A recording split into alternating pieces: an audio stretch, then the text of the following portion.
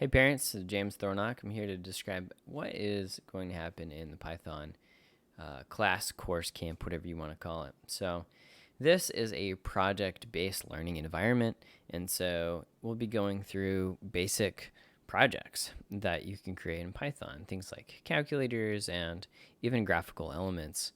We'll be doing. We'll be using a service called REPL. You can sign up at Replit, which is repl.it. You can get a free account there and kind of get going. But you can really do this on any device that you want. I mean, even a Chromebook, Windows, Mac, whatever.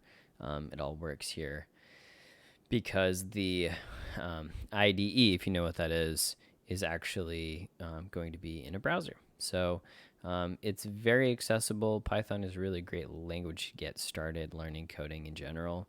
The syntax is a little bit easier than some of the other coding languages, and this is one of those coding languages that you can really get a legitimate job in later on in life. So this is a great starting place. It's a great jumping off point. You can take this course up to 2 times, I would say.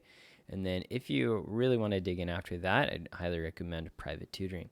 If you have any more questions about this camp in particular, please shoot me an email, james@coderkids.com, and I can help you out. Thanks so much.